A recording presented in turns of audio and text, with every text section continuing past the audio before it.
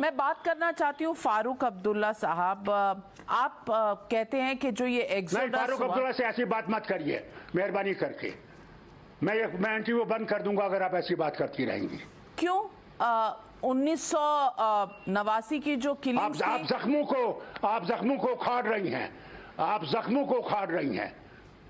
जिनके जख्म रिस रहे हैं 32 सालों से, उनके जख्मों का क्या? हम सबके जख्म, हर कश्मीरी का जख्म। वो हिंदू हमारे भाई थे, कोई हमारे दुश्मन नहीं थे। हम उनके साथ पले हैं, पोसे हैं, जिए हैं, बैठे हैं, मरे और जिए हैं उनके साथ।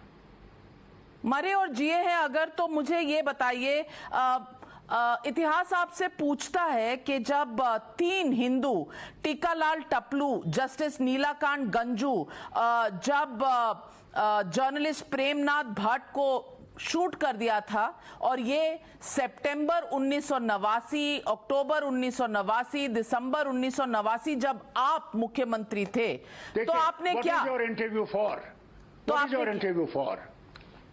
My interview is for asking about Kashmir. I'm not ready to give her interview. She is totally तो आप one-sided BJP person. मैं बीजेपी की हूं, और कश्मीरी हिंदू किसके हैं? आपके नहीं है। आपके नहीं है फारूक अब्दुल्ला साहब। फारूक अब्दुल्ला साहब कश्मीर पे सवालों के जवाब नहीं देना चाहते, कश्मीरी हिंदुओं के सवालों के जवाब देना ही नहीं चाहते। मैं क्या कर सकती हूँ? बड़ी कोशिश की कि कुछ जवाब मिल जाएं, some answers at least, but no, 3 questions, not even 3, maybe 1.5 question on Kashmiri Hindus and what happened to them. क्या हुआ था उनके साथ 1990 और 1989 में, और फारूक अब्दुल्ला साहब उठकर चले गए। बस यही है फ्रैंकली स्पीकिंग कश्मीर के मुद्दे पर, कश्मीरी हिंदुओं के मुद्दे पर। Frankly speaking with Farooq Abdullah साहब कश्मीर पर।